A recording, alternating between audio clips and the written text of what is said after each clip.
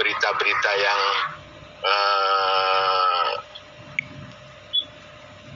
foto video X diputarbalikan menjadi foto Y.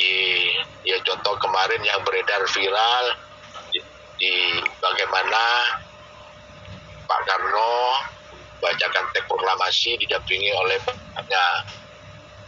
salah satu tokoh. Padahal itu hoax videonya, dan seterusnya. Itu banyak beredar di media, tapi yaitu rezim clickbait. Kemudian klasifikasi kedua adalah klasifikasi yang disebut dengan clickbait untuk komersial.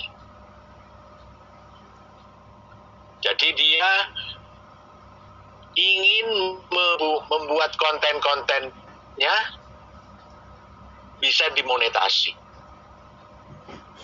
bisa menjadi uang. Dan itu banyak juga. Contoh-contoh ini banyak biasanya di media-media yang berbasis ekonomi. Dan seterusnya. Ada media yang secara konsisten, secara baik mengembangkan jurnalisme. Ya, judulnya sama, verifikasi informasinya harus akurat dan cover both set, dan seterusnya. Di Undang-Undang Pers nomor 40 tahun 98 itu dan kode etik jurnalistik sudah diatur semua. Apakah ada media itu? Ada, tapi sedikit, sebagian kecil. Makanya kami dari PWI, saya kebetulan salah satu ketua dari PWI Pusat, bersama-sama dengan Dewan Pers, berkampanye terus-menerus. Tolong patuhi kode etik dan Undang-Undang Pers, karena itu roh marwahnya jurnalistik. Kalau kita komunitas pers mengabaikan dua pilar itu, maka tidak jauh dengan hoax, tidak jauh dengan banyak berita-berita fitnah, atau bisa disamakan dengan berita-berita fitnah dan hoax yang tersebar luas dan banyak berkeliaran di media sosial. Maka itu yang harus dibedakan. Bagaimana Pak terhadap penertiban, ada pertanyaan, bagaimana Pak terhadap penertiban terhadap hal yang berbau clickbait terhadap media massa atau pers tadi Pak? Makanya kami mendorong Dewan Pers, PWI, mendorong dan sudah ada kemitraan dengan kepolisian dan kejaksaan. Silahkan kalau ada hal-hal yang konten yang berbau hoax, berbau fitnah, tidak standar perusahaan persnya, silakan diproses secara hukum. Silakan diproses secara hukum. Dan banyak contoh-contoh wartawan, contoh-contoh media yang dibawa ke proses hukum ketika kontennya menyimpang dari kode etik dan Undang-Undang Pers dan standarisasi regulasi perusahaan pers yang telah disepakati oleh komunitas pers, dalam ini dikeluarkan oleh Dewan Pers. Ini PR kami, memang PR kami terhadap bagaimana teman-teman media tidak semata-mata mengejar clickbait, tetapi ayo tegakkan kode etik dan Undang-Undang Pers. Karena siapa lagi yang mau menegakkan ini kalau tidak komunitas pers? Itu yang mungkin bisa saya sampaikan, Mbak. Baik Bapak, terima kasih. Selanjutnya Pak, ini ada pertanyaan untuk semua pemateri. Pertanyaan dari Ramon dari Bulungan, Kalimantan Utara. Pertanyaannya, seringkali informasi yang salah justru dari orang yang lebih tua dari kita. Nah, bagaimana cara yang baik kita memberitahu bahwa informasi tersebut adalah salah atau tidak benar? Silakan, mau Bapak Haji Ahmad Munir dulu atau Bapak Dimas? Ya, oke, saya ya. Ya,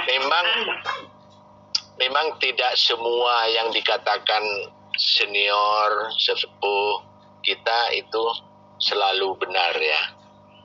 Selalu benar baik dari sisi sosial maupun moral dan seterusnya. Ada hal yang perlu kita pahami bahwa ketidakbenaran dari para senior, sesepuh dan kita itu adalah bagian dari kehidupan. Artinya tidak semua orang tua itu, yang senior itu selalu benar. Tetapi kita punya adat bagaimana ketika kita meluruskan atau membenarkan hal-hal yang tidak benar itu. Nah, oleh karena itu, ketika kita menemukan hal-hal yang tidak benar disampaikan atau diutarakan atau diperagakan oleh para senior, oleh para orang yang lebih tua dari kita, itu disampaikanlah juga dengan cara beradab.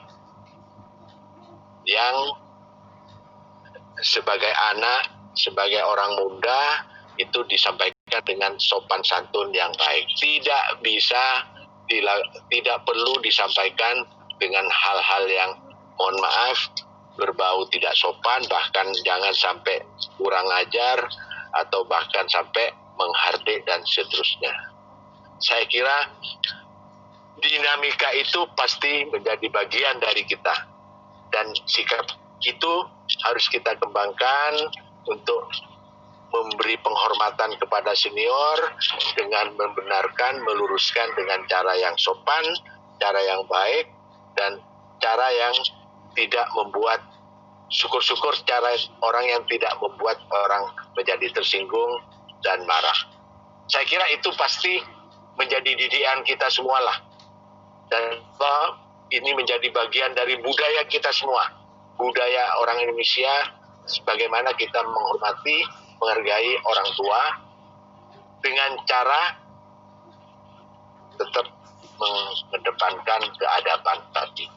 Mungkin itu, Pak, dari saya. Ya, baik Pak. Selanjutnya bagaimana tanggapannya Bapak Dimas? Pak Dimas. Ya siap. Sebenarnya sama Pak Munir tadi. Jadi memang setiap masa punya budayanya sendiri-sendiri ya. Artinya tadi kan saya cerita ada Gen X, Gen Y, Gen Z, dan kemudian Gen Boomers dan lain sebagainya. Semua punya gaya atau budaya berinteraksinya, berkomunikasinya. Masing-masing punya style. Karena misalnya contoh kan anak-anak muda sekarang katanya bilang, wah agak nggak sopan nih kan kira-kira gitu ya. Dan mungkin juga akan kejadian anak-anak muda sekarang akan dibilang, lebih kurang sopan dibanding nanti kalau anak-anak kita mungkin bilang, wah nih kita kan ya akhirnya seperti gitu. Akhirnya karena kita mencoba untuk menilai dengan kacamata kita kan dengan nggak fair juga, maksudnya nggak itu. Nah beruntungnya kita punya adat timur kira-kira gitu ya. Ibaratnya kita punya adat timur soal pakewu, terus kemudian kita punya adat timur yang sopan santun dan sebagainya. Dan itu alhamdulillah sih saya rasa berlaku dari Sabang sampai Merauke, yang ngasihnya Pulau Rote lah. Ibaratnya kita punya adat ketimuran yang masih mengedepankan sopan santun dan cara berkomunikasi yang baik, menghargai orang tua, terus menghormati yang adik-adik, dan itu yang mungkin kita pakai sebagai nilai bersama lah. Karena kalau kita setiap masa pasti punya gaya bicaranya beda-beda gitu kan. Bahkan kalau misalnya katanya kalau di anak muda sekarang kan kalau pakai partikel misalnya naon sia kan bla bla bla gitu ya, itu kan sebenarnya kan bahasanya agak kalau di Sunda agak kasar gitu, tapi kalau anak-anak muda justru makin kasar itu makin lebih akrab kan kira-kira gitu ya, walaupun apa namanya ya kan kira-kira gitu ya mungkin kalau di bahasa pergaulan, tapi kan kita harus bisa menempatkan sesuai posisinya, dan alhamdulillah kita ada ketimuran yang bisa jadi filter barang-barang itu aja sih mungkin. Baik, berarti utamakan adab ya Pak ya, walaupun salah tapi tetap harus ada adab ketimuran kita dipergunakan. Kalau bahasanya sampaikan yang salah, sampaikan yang benar itu sampaikan yang benar itu benar, sampaikan yang salah dengan cara yang benar kan kira-kira gitu. Mungkin ya salah, cuma ketika kita nyampein nggak benar ya bisa jadi itu. Sampaikan yang benar itu benar, sampaikan yang salah dengan cara yang benar gitu. Baik Bapak. Baik Pak, saya ke Pak Dimas lagi. Ini ada pertanyaan dari Bu Mauli Pustakawan Provinsi Kepri. Anda kita upload foto di media sosial, berapa menit kita hapus, apakah sudah hilang atau masih terekam? Kalau di cache-nya sih pasti terekam ya Mbak ya, pasti sudah ada, dan apa namanya di log-nya lah kira-kira seperti itu masih ada gitu kan, tapi ya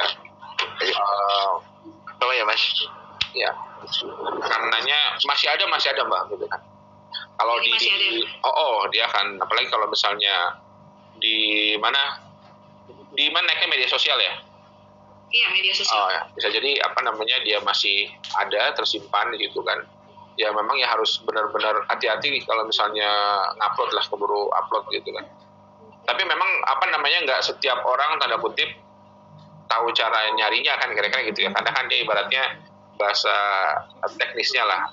Mungkin secara kasat mata hilang. Kalau untuk orang awam kebanyakan ya mungkin udah nggak ada lagi kan kira-kira gitu. Tapi kalau mau orang-orang yang IT yang benar-benaran gitu kan, ya dia bisa dengan macam-macam caranya. Tapi kalau misalnya kekhawatiran ada apa tidak ya nggak ada kan kira-kira gitu.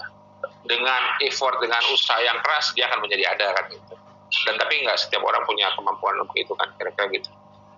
Berarti kita harus tetap hati-hati ya, untuk peserta mengupload apapun di dunia media sosial. Baik, saya kembali ke Bapak Ahmad Munir lagi. Ini ada pertanyaan dari Adela Eka Putra Marza, Pak, dari UGM. Pertanyaannya, bagaimana upaya LKBN Antara dalam meningkatkan literasi digital kaum muda Indonesia? Baik, Mbak. Ada? Ya. Ya, saya ulang ya. Bapak. Pertanyaannya dari Adela Eka Putra Marza dari UGM. Pertanyaannya, bagaimana upaya LKBN Antara dalam meningkatkan literasi digital kaum muda Indonesia? Kemudian, apakah ada program-program dari LKBN Antara yang tersedia bagi anak-anak muda yang tertarik meningkatkan kompetensi literasi digital? Oke, ya. Kami ya selaku kantor berita satu-satunya ya di Indonesia memiliki program literasi media, termasuk di dalamnya digital ya. Ya seperti yang kita lakukan kali ini, dan kita ingin secara rutin melakukan literasi media ke kampus dan dunia pelajar ya, SMA terutama SMA tingkat kelas 3, dan tiap tahun minimal kami melakukan kegiatan itu minimal adalah 2 kali minimal. Pertama di saat Hari Pers Nasional di daerah, di provinsi di mana Hari Pers itu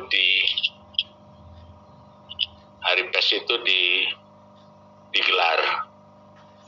Untuk tahun kemarin digelar di Banjarmasin, kami menggelar di Universitas Lampung Mangkurat. Kemudian itu tiap tahun.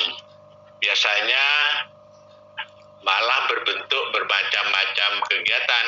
ada literasi yang berupa seminar dengan terutama dengan penguatan literasi media digital untuk teman-teman TV, untuk teman-teman foto maupun teman-teman infografis. Di situ ada pelatihannya, kemudian di situ ada diskusinya, kemudian di situ ada ya lombanya, lomba presenter, kemudian lomba fotonya. Nah itu setiap tahun, setiap hari PES 9 Februari. Dan di sela-sela itu kami memang memiliki sebuah, karena kami berada di Kementerian BUMN, maka kami sering menyesuaikan program-program CSR kami. LKBN antara program CSR kami itu ada 2 yang sudah berjalan rutin. Satu literasi media. Dan ini seringkali banyak dimintai oleh lembaga-lembaga perguruan tinggi. Silakan kalau teman UGM mau berminat kepada kami, atau kami akan menindaklanjuti kalau toh melakukan literasi media ini. Perguruan tinggi ini terutama memang biasanya di kami adalah sama.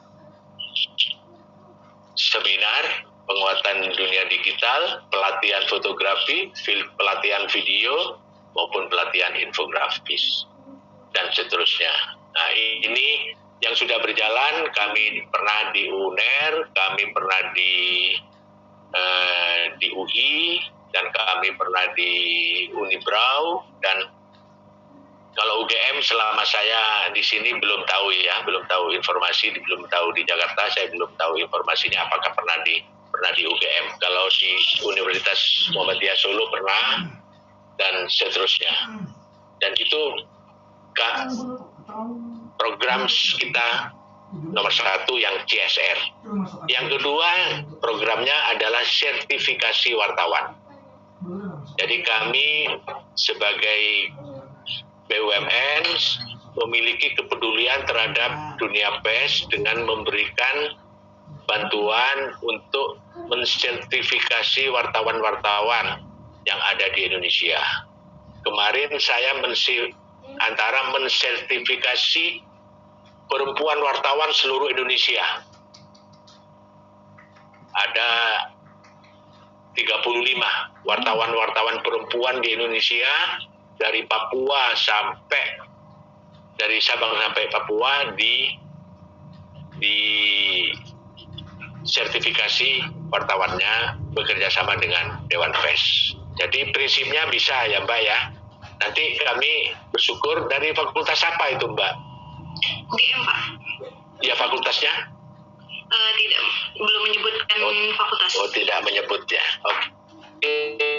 Nanti bisa jadi note bagi saya kalau memang tapi memang ini rasa teman-teman universitas perguruan tinggi memang senang kalau kami datangi untuk melakukan pelatihan atau semacam diklat lah di kampusnya masing-masing.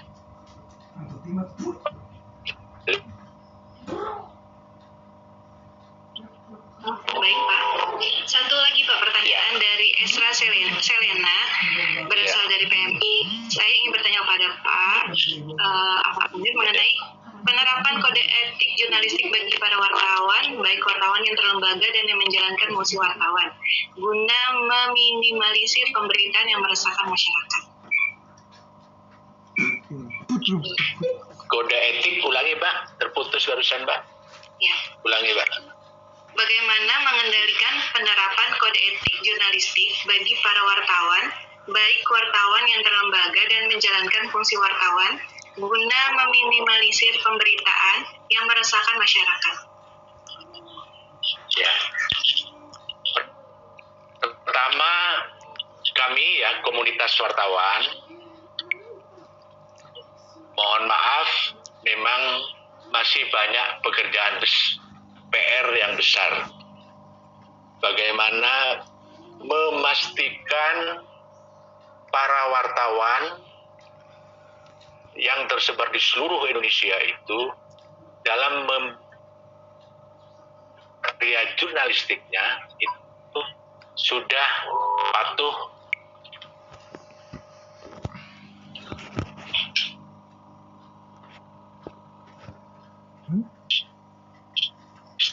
kepada penyiaran. Memang tidak mudah, Mbak. Sangat sulit sekali. Sangat sulit sekali.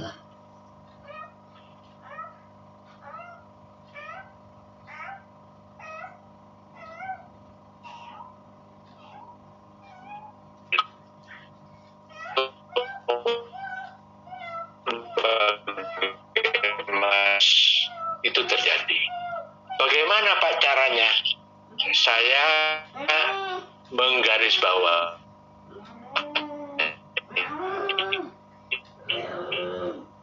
dari TNI menemukan berita-berita yang tidak sesuai dengan kode etik, tidak sesuai dengan undang-undang pers, dan tidak sesuai dengan regulasi Dewan Pers.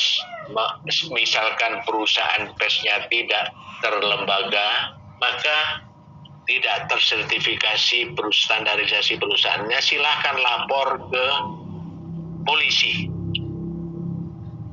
Saya ulangi, bagi teman-teman yang ada aktif di TNI, polisi, di kehumasan, di Pemda, di Pemprov, maupun di lembaga pemerintahan, ketika menemukan berita-berita yang dianggap atau meresahkan masyarakat atau merugikan masyarakat yang melenceng dari kode etik jurnalistik dan perusahaannya tidak tersertifikasi oleh Dewan Pers, maka silakan lapor ke polisi untuk diproses secara hukum, bisa pidana, bisa perdata, dan seterusnya. Tetapi sebaliknya, mohon maaf, kalau ada pemberitaan dari media yang tersertifikasi oleh Dewan Pers, maka itu ranahnya penyelesaiannya ada di Dewan Pers. Dan tolong dilaporkan ke Dewan Pers agar diproses oleh Dewan Pers. Biasanya Dewan Pers pertama akan menyelesaikan dengan semangat kekeluargaan. Tetapi kalau toh tidak berhasil, maka Dewan Pers bisa menyerahkan ke para pihak untuk bisa melanjutkan ke proses hukum lainnya. Jadi memang kami rasakan, kami lihat masih ada banyak berita-berita yang meresahkan masyarakat. Tetapi itu bagian dari tugas kami ya, Dewan Pers, BWI, dan konstituennya. Dewan Pers itu ada 9 konstituen, yaitu lembaga organisasi komunitas pers yang berada di dalamnya. Ada PWI, ada AJI, ada IJTI, ada ATVSI, ada SPS, ada ATV, Asosiasi Televisi Swasta Nasional, dan ada Media Siber Nasional. Jadi itu yang tergabung dalam Dewan Pers, dan mereka bersama-sama untuk berusaha kepada para wartawannya untuk selalu patuh kepada kode etik dan undang-undang pers. Itu Mbak, itu mungkin dari kami. Ya. Baik Pak. Selanjutnya saya sapa dulu pembicara pertama kita, Bapak Dr. Andes Muhammad Syaribando MM. Pak Syaribando.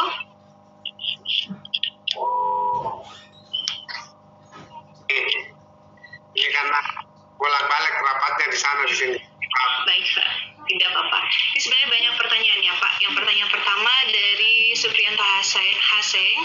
sebenarnya ada beberapa juga yang serupa. Bagaimana intinya adalah bagaimana perpus nasional ini kan sudah digital. Nah, di pelosok itu kan mereka sulit mendapatkan internet. Nah, bagaimana caranya supaya mereka juga terjangkau untuk mengakses literasi digital? Itu satu. Apalagi? Kemudian yang kedua tadi saya lupa dari namanya, tapi tadi sekarang ini kan sudah via gawai Pak. Bagaimana cara mengakses dari perpustakaan nasional ini? Mungkin dari yang saya tahu dari Indonesia Research dan lain-lain ya Pak, kondom di perpus nasional. Kemudian bagaimana cara menjadi anggota pertama dari Sarina Vita Dewi, bagaimana cara menjadi anggota perpustakaan nasional? Oke. Baik, terima kasih Mbak Putri. Yang pertama adalah saudara-saudara kita yang ada di perbatasan terluar dan terpencil itu kan susah akses internet ya. Sekarang ini Perpustakaan Nasional sedang membagi konten digital kita menjadi offline dalam bentuk soft file, dan itu bisa kami kirimkan melalui apa saja, nanti bisa menyurat ke sini, ditujukan ke siapa, dan pasti kami berikan. Kami sudah melayani sebagian di Nusa Tenggara Timur, teman-teman yang punya komputer tapi tidak terkoneksi internet, kami downloadkan, masukkan ke soft file, dan kami kirimkan ke sana sini.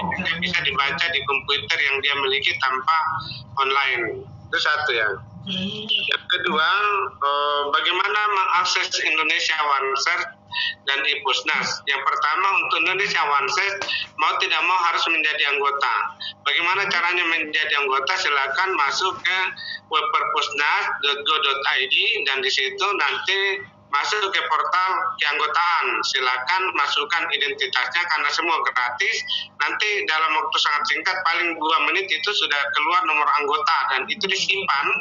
Kemudian pada saat masuk e-resource itu, portal e-resource ada e-journal, e-book, silakan nanti dengan kartu anggota itu dipakai, dibuka ya. Kemudian untuk aplikasi IPUSNAS yang tidak menjadi anggota tapi bisa membaca di gawainya, kalau terkoneksi dengan internet, silakan install di Play Store atau app-nya yang namanya IPUSNAS. Ikuti petunjuk selanjutnya, di situ ada para toko, ada buku-buku, bisa pinjam dan seterusnya, atau bisa berbagi cerita dari buku yang pernah kita baca kepada follower. Jadi sebenarnya di IPUSNAS itu setiap orang Indonesia boleh membentuk perpustakaan pribadi, boleh membentuk grup baca di dalam dengan tema-tema tertentu, bisa sharing, bisa diskusi, dan itu di level SLTP dan SD itu banyak sekali yang sudah membentuk grup sekarang ya. Dan tentu saja kami mengundang para peserta ini yang punya buku yang bisa kita beli copyrightnya untuk bisa dimasukkan ke sana sehingga pembacanya semakin luas. Kira-kira itu. Kemudian untuk pertanyaan bersama, bagaimana memberitahukan kepada senior kita tentang berita yang disebarkan yang tidak benar. Jadi cara memberitahukannya itu adalah melalui referensi. Ya tentu kalau di dunia dalam dunia jurnalistik ada namanya check and balance. Kita tidak bisa mengomentari secara individual, tapi harus memuat jawaban pada koran yang sama untuk hari berikutnya dan sebagainya. Tapi dalam dunia akademik, dunia ilmu pengetahuan, apalagi di perpustakaan, ya kita bisa menyampaikan dengan referensi yang ada, bahwa berita yang disampaikan itu tidak valid, tidak didukung oleh data, dan namanya dunia akademik sebenarnya tidak mengenal skala senioritas dari orang tua kepada kita. Itu dalam etika moral kita sebagai bangsa Indonesia yang berbudi pekerti dengan kebudayaan yang ada hierarkisnya. Tetapi yang namanya ilmu pengetahuan itu saya kira normal, sangat normatif untuk kita sampaikan. Kita hanya bertugas untuk mencarikan daftar referensi yang bisa menunjukkan bahwa data yang disampaikan itu tidak benar. Dan yang paling penting bahwa penyebaran informasi yang tidak benar di mana saja di seluruh dunia itu tidak semuanya dilatar belakangi oleh ketidaktahuan. bahkan ada yang by design karena kepentingan tertentu, terutama kalau menjelang ada event-event politik, pemilihan legislatif, pilkada, itu betul-betul yang namanya hoax itu dirancang, bahkan itu dibikin dalam suatu tempat yang sangat sekret untuk terus. Karena ini kan mereka tahu betul bahwa ini adalah konsumsi yang sangat empuk bagi masyarakat yang indeks literasinya rendah. Jadi ya ibaratnya membangun opini, lempar aja, bagaimana clarify-nya itu lain urusan. Yang penting semuanya mungkin opini, namanya black campaign. Jadi intinya adalah kita bicara hari ini tentang memperkaya literasi digital untuk sebenarnya memperdalam pengetahuan. Karena itu esensi kalau ditanya apa sih literasi, itu adalah kedalaman pengetahuan seseorang terhadap satu subjek profesi atau satu subjek ilmu pengetahuan yang didukung oleh sejumlah pengetahuan-pengetahuan lainnya.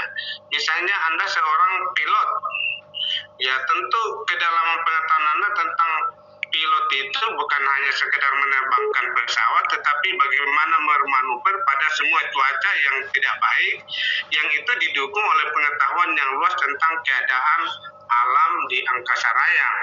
Jadi kedalaman pengetahuan ini tidak semua orang bisa tiba-tiba memiliki literasi yang luas. Misalnya seorang pilot, seorang pramugari, atau mungkin seorang programmer, mungkin seorang pelaut, mungkin seorang teknisi, macam-macam, ahli nuklir. Itu adalah profesi-profesi literasi yang tentu tidak bisa. Begitu juga dengan jurnalistik, ya. Begitu juga dengan ekonom, dan seterusnya. Jadi ya saya kira kepada seluruh peserta intinya perdalamlah, perbanyaklah membaca agar kita tidak dibodohi. Intinya agar kita tidak dibodohi. Kan sekarang kalau persoalannya kita berdebat bahwa apakah informasi itu benar atau tidak benar, yang penting ada nggak asas manfaat yang kita terima dari itu, dan untuk mengukur tingkat kebenaran satu informasi itu kan terpulang kepada kedalaman literasi orang tersebut.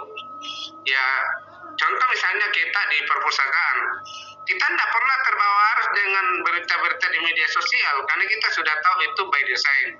Misalnya tiba-tiba di Perpustakaan Nasional ada viral, ini tangga daruratnya Perpustakaan Nasional digunakan untuk tempat maksiat. Di situ ditemukan kondom.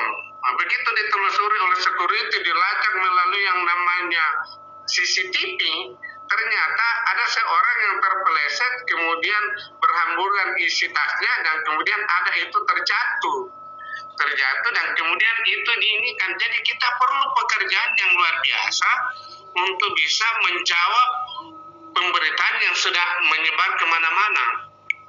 Nah ini yang penting kita pahami. Karena itu yang paling substansial adalah jangan terlalu cepat percaya, tapi cari dulu, istilahnya kalau jurnalis itu cek and balance, pikirkan dulu sumbernya dari mana, sehingga kita bisa sampai kepada apakah data itu terpercaya atau tidak. Dan sudah menjadi rahasia umum di dalam dunia media sosial itu ya semacam mencari jarum di tengah rumput untuk mendapatkan kebenaran saat informasi yang disebar. Apalagi ini terkait dengan perilaku generasi milenial yang tidak ingin ketinggalan men-share. Lebih penting men-share daripada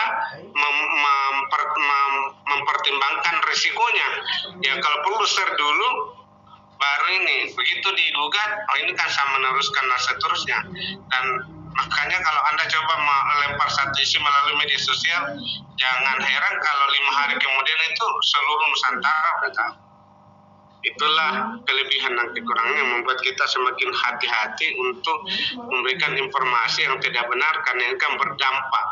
Tapi ya dalam ajaran agama apapun kita diajarkan untuk memberikan informasi yang tidak merusak orang lain, yang tidak menyebabkan orang lain rusak. Karena kenapa ilmu pengetahuan menjadi amal jariah?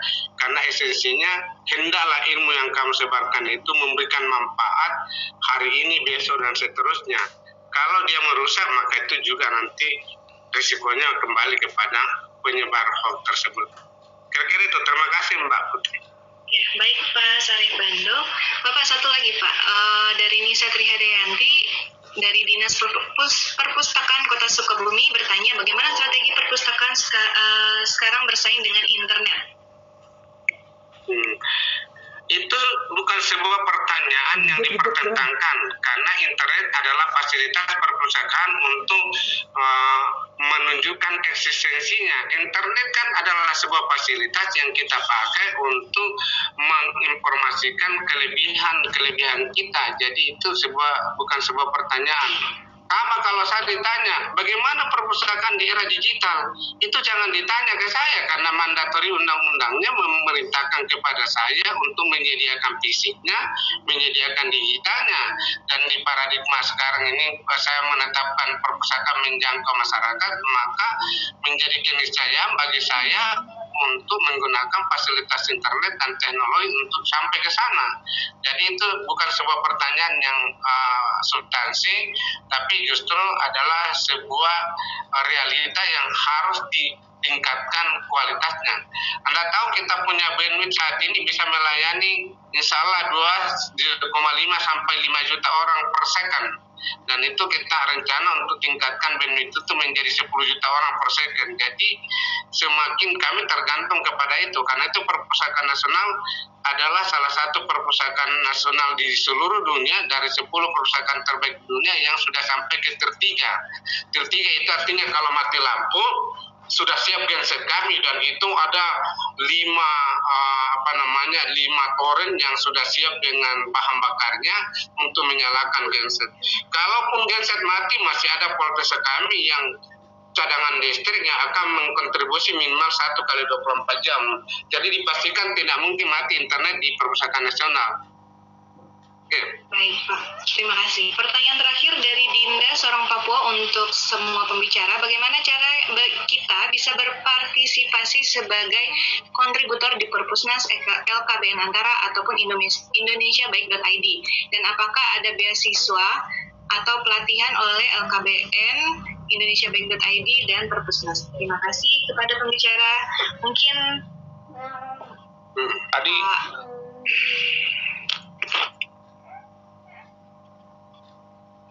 ya, Pak Ahmad Munir. Oh ya, Bu Bayu. Ya, di kami ada perpustakaan ya, di Antara ada, cuma tidak sedikit, jauh dibanding dengan perpustakaan nasional, tetapi kami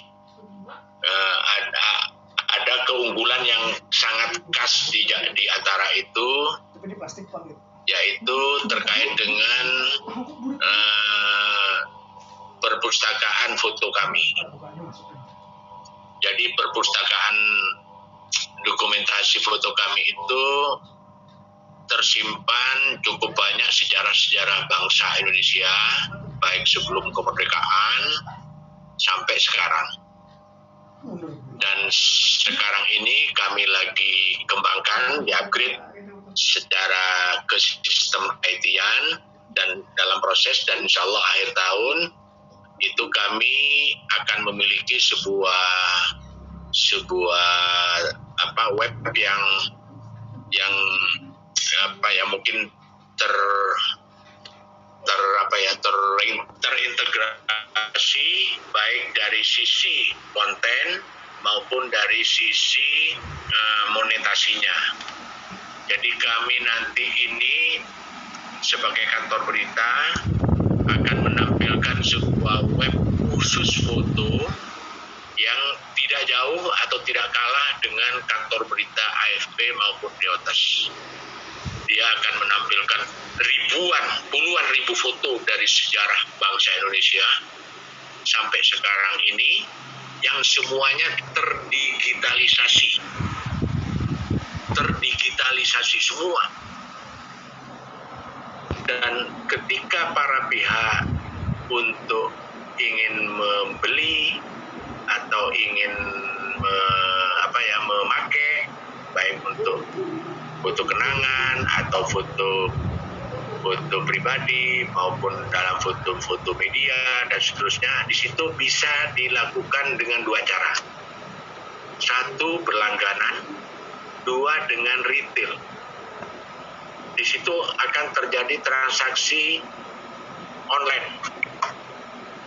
Nah, ini akan membuat sebuah jendela baru bagi sebuah library foto yang mungkin akan mencerminkan sebuah potret bangsa Indonesia dan khususnya dalam dunia jurnalisme ke mancanegara. Nah, ini akhir tahun ini akan di-launching. Dan kami tentu akan bersinergi dengan dua lembaga. Satu, Perpustakaan Nasional. Dua, Arsip Nasional. Khusus dengan foto ini. Karena di Perpustakaan Nasional maupun di Arsip Nasional juga banyak dokumen, foto-foto dokumenter yang dari pra-kemerdekaan sampai sekarang. Jadi kami akan berkolaborasi dan kami akan melakukan elaborasi terkait dengan produk-produk bangsa kita, sejarah kita yang baik dari pra-kemerdekaan maupun sampai sekarang. Itu yang ada di kami, yang sangat kuat itu. Sementara untuk library teks, baik yang berupa buku-buku mungkin agak terbatas, tapi ada. Tetapi ada library yang sifatnya untuk berita-berita multimedianya sudah ada di sistem kami. Kami sudah punya sistem yang semuanya berbasis web. Di situ ada semua library yang teks, foto, video maupun infografis. Nah, terhadap itu kami akan mengembangkan sebuah sistem baru nanti yang masuk ke dalam agenda perpustakaan kami. Tapi ini masih dalam rancangan dan kami akan berkoordinasi dengan di divisi perpustakaan untuk menjadi bagian dari sebuah produk kita sebagai lembaga kantor berita nasional. Apakah ada beasiswa? Mohon izin, mohon maaf, untuk kami belum ada Mbak, belum ada beasiswa. Dan kami apakah ada pelatihan? Ada pelatihan, itu biasanya bisa berupa magang maupun biasanya bisa berupa pelatihan-pelatihan terkait dengan pengelolaan perpustakaan ya sekolah maupun lembaga pendidikan yang masih bertaraf kecil. Jadi silakan kalau memang terutama teman-teman pelajar ya, anak teman-teman SMA, silakan kalau atau teman-teman D3 ingin magang, silakan ajukan ke kami untuk bisa magang maupun melakukan pelatihan pemagangan dan seterusnya. Untuk yang besar-besar mungkin kepala perpustakaan yang nasional yang punya akses, yang punya pengalaman dan punya sistem untuk bisa melakukan pengembangan untuk perpustakaan besar juga yang ada di daerah-daerah. Mungkin itu, Mbak. Ya, baik. Selanjutnya Pak Dimas mengenai bagaimana cara berpartisipasi di indonesiabaik.id, beasiswa dan pelatihan. Kebetulan nih memang kalau target dari indonesiabaik.id itu kan untuk usia 18 sampai 34 tahun lah ya. Jadi untuk 18 sampai 34 tahun pas banget sama teman-teman pemuda yang ada di sini lah, kira-kira seperti itu. Nah, kami sering bikin pelatihan. Kalau dulu mungkin offline ya, kalau sekarang kan sudah online begini. Kami baru trial model trial udah 2 kali kemarin kita bikin, udah punya silabusnya juga, bukunya juga sudah ada, bisa di-download di indonesiabaik.id, ada bagian konten e-book di situ, silakan di-download saja gratis tentu saja, atau di teman-teman di literasidigital.id, itu kumpulan pegiat teman-teman pegiat literasi digital.id, itu bukunya banyak sekali banyak sekali, termasuk dari Mbak Novi kemarin, ada Japeliti kan ya Mbak Novi, itu bukunya ratusan bahkan ribuan tentang literasi digital, free, silakan di-download. Tapi memang e-book karena memang keterbatasan ya, kalau karena dicetak agak mahal ya, mungkin kami baru bisa menyampaikan yang gratis dalam bentuk e-book, karena kalau misalnya dicetak mungkin butuh dan lain sebagainya, ya kalau ada donatur ya semoga gitu kan. Tapi sementara bisa di indonesiabaik.id ada buku-bukunya, terus kemudian literasi digital.id juga cukup banyak lagi buku tentang literasi digital. Pelatihan kami untuk yang online, karena ini model baru, tadinya kami mau bikin di tempatnya Pak Syarif di Perpustakaan Nasional, karena Perpustakaan Nasional itu punya gedung yang luar biasa besar, dan kemudian itu Sabtu Minggu tuh ramenya luar biasa di perpustakaan itu, dan ternyata memang diberikan fasilitas untuk mengadakan pelatihan-pelatihan gratis, dan itu ada booking tempat tuh. Kami kemarin sudah jadwalkan sama teman-teman Perpustakaan Nasional di pusat untuk jadi gimana bisa ngasih pelatihan gratis gitu kan ya, karena sekarang tuh kan keinginan orang untuk berbagi, masyarakat Indonesia berbagi dengan gratis ya, maksudnya keinginan orang untuk sharing itu orang Indonesia luar biasa. Semangat untuk saling berbaginya orang Indonesia itu sekarang luar biasa. Jadi yang berbagi dan yang ingin mendapatkan ilmu juga banyak. Jadi kita mencoba untuk mempertemukan antara orang yang pengen sharing apapun, terus kemudian sama orang yang pengen dapat ilmunya gitu kan. Kita coba buat seperti itu. Sekarang di perpustakaan sebenarnya untuk offline itu tempatnya bagus banget dan sudah berjalan setiap Sabtu Minggu itu banyak pengunjungnya, dan karena kondisi seperti ini kita coba online. Yang online itu sebenarnya tahun ini kami menyasar teman-teman di pemerintahan, tapi tidak yang untuk umumnya juga sudah ada. Kemarin kita baru bikin 2 batch dengan silabus yang kami punya, gimana cara bikin mobile journalism, yaitu bikin konten video pakai smartphone. Karena smartphone yang kita punya ini udah canggih banget lah ya. Udah ada yang HD, Full HD kan 1080-an udah Full HD itu. Udah bisa buat TV tuh, udah bisa buat tayangan TV, dan sekarang lagi muncul tren baru namanya mobile journalism. Kemarin ada data journalism kan, bagaimana berbasis data. Sekarang lagi muncul tren baru mobile journalism, bagaimana menggunakan smartphone untuk berkegiatan jurnalistik. Jadi membuat video, bahkan video untuk TV dilakukan dengan seperangkat smartphone dengan mungkin tongsis katakanlah ya, terus kemudian sama suara untuk mic-nya gitu. Itu sudah bisa berkegiatan. Terus saja yang harus kita pelajarin adalah tentang bagaimana pengambilan sudut gambar sama ngedit langsung di handphone. Nah, kalau untuk yang itu juga pelatihan grafis, kita langsung pakai aplikasinya yang gratisan juga, menggunakan Canva tadi yang saya sampaikan. Itu gimana caranya mengoptimalis bikin konten grafis dengan cepat lah, karena memang semuanya sudah ada, alatnya ada, terus kemudian banyak yang gratisan dan tinggal kita mau, dan tinggal tunggu aja tanggal mainnya. Kalau untuk kemarin sudah 2 kali dan tinggal tunggu aja, kita akan rutinkan insya Allah sih, karena kan online itu cenderung lebih murah ya kan ya, asalkan tinggal kami, dan memang pesertanya ya harus siap merogoh kocek sendiri nih, karena tinggal kita taruh di YouTube atau di mana dan sebagainya, tinggal modal kuota aja lah kira-kira gitu. Untuk beasiswa di Kementerian Kominfo ada beasiswa sama dengan Kemenpora, mungkin ya ibaratnya kalau di Kominfo itu spesifiknya untuk TIK. Jadi untuk yang teknologi informasi dan komunikasi, ada di bagian IPA-nya itu adalah di TIK-nya, mulai dari pemrograman, teknik informatika, manajemen informatika, PPID dan sebagainya. Di komunikasinya juga ada ilmu komunikasi, dan itu terbuka setiap tahun ada, dan bulannya saya lupa, mungkin sekitar bulan-bulan awal gitulah, tapi ada kuota dan itu berjalan terus. Dan yang paling baru adalah DTS, Digital Talent Scholarship, mungkin bisa dibuka di situsnya. Jadi Digital Talent Scholarship ini setiap tahun, sudah 3 tahun belakangan itu ada beasiswa untuk belajar TIK, dari mulai coding, big data, cloud computing, sampai digital marketing, itu ada dan gratis. Teman-teman silahkan buka situsnya Digital Talent Scholarship. Karena online kuotanya jadi lebih banyak, karena kan dulu kan offline, karena online jadi kuotanya lebih besar. Kalau nggak salah tahun ini 70 ribuan beasiswa untuk itu. Silahkan saja dibuka di Digital Talent Scholarship. Terima kasih. Baik, terima kasih Pak Dimas. Tidak terasa kita sudah sampai di penghujung acara. Dengan pemaparan ketiga pemateri ini kita jadi semangat berliterasi, nanti sekalian mencari fakta, harus sesuai fakta, menulis sesuai fakta.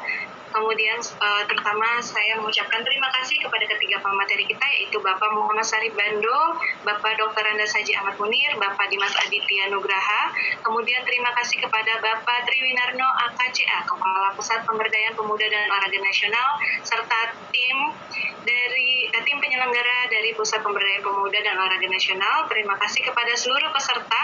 Jika nanti masih ada yang mungkin Zoom-nya keluar atau internetnya tersendat, bisa menonton via YouTube PP PON Kemenpora. Mohon maaf jika ada kesalahan dan semoga kegiatan pada hari ini kita manfaatkan dengan sebaik mungkin. Saya Seruni pamit sebagai moderator. Salam Kemenpora, Pemuda Maju, Olahraga Jaya, salam pemuda. Saya kembalikan acara ini kepada Mas Ogi. Mas Ogi, silakan. Baik, terima kasih kepada Ibu Ayu Putri Seruni yang telah memandu sesi pemaparan materi. Kami ucapkan terima kasih pula kepada para pemateri yang telah memaparkan materi yang luar biasa dan tentu bermanfaat bagi seluruh peserta hari ini. Dan baik Bapak Ibu hadirin sekalian, dengan berakhirnya pemaparan materi, maka berakhir pula acara diklat hari ini. Namun sebelum mengakhiri acara, ada pengumuman terlebih dahulu yang akan kami sampaikan. Satu, untuk penggantian paket data akan diberikan kepada peserta melalui nomor ponsel yang telah terdaftar pada aplikasi GoPay. Dan untuk pengiriman e-sertifikat akan diberikan kepada peserta melalui email masing-masing yang telah terdaftar. Link materi, biaya paket data dan juga e-sertifikat akan diberikan hanya kepada peserta yang sudah mendaftar, mengisi absensi online dan mengikuti 3 hari diklat hingga selesai. Dan paling lambat akan diberikan dalam waktu 15 hari kerja setelah acara selesai. 3.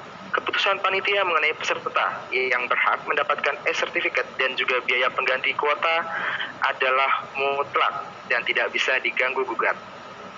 4. Para peserta yang mengikuti pelatihan ini diwajibkan untuk like, subscribe, dan juga share YouTube official kami, PP PON Kemenpora.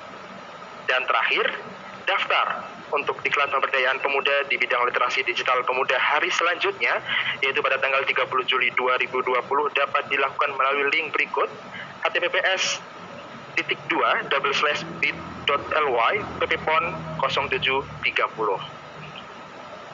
Demikian pengumuman yang bisa saya sampaikan, dan tak terasa kita telah berada di penghujung diklat hari ini. Untuk itu kami ucapkan terima kasih kepada Pusat Pemberdayaan Pemuda dan Olahraga Nasional, Deputi Bidang Pemberdayaan Pemuda, Kementerian Pemuda dan Olahraga Republik Indonesia yang telah menyelenggarakan diklat pemberdayaan pemuda. Selanjutnya kami juga mengucapkan terima kasih kepada Deputi Bidang Pemberdayaan Pemuda, Kementerian Pemuda dan Olahraga Republik Indonesia, Bapak Profesor Dr. Faisal Abdullah SHM SIDFM. Tak lupa kami mengucapkan terima kasih pula kepada Kepala Pusat Pemberdayaan Pemuda dan Olahraga Nasional, Kementerian Pemuda dan Olahraga Republik Indonesia, Bapak Triwinarno AKCA. Serta kami ucapkan terima kasih kepada para pembicara hari ini yang tentu luar biasa, yaitu Bapak Muhammad Sarif Bando, Bapak Dr. Andes Haji Ahmad Munir, dan juga Bapak Dimas Aditya Nugraha. Dan terakhir kami ucapkan terima kasih kepada moderator Ibu Ayu Putri Seruni MPD dan juga kepada seluruh peserta yang hadir pada diklat hari ini 29 Juli 2020. Demikian acara diklat hari ini.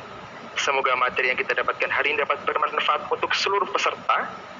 Dan kami ingatkan pula bahwa diklat ini diselenggarakan selama 3 hari mulai tanggal 28 Juli hingga tanggal 30 Juli 2020. Oleh karena itu, Bapak Ibu hadirin sekalian, kami tunggu kehadirannya pada diklat esok hari, tanggal 30 Juli 2020. Tentu dengan pembicara yang tidak kalah menarik dibanding pembicara-pembicara sebelumnya. Dan terakhir, mohon maaf apabila terdapat kesalahan. Saya Ogi Fernandiangga mohon pamit undur diri. Wassalamualaikum warahmatullahi wabarakatuh. Salam Kemenpora, Pemuda Maju, Olahraga Jaya.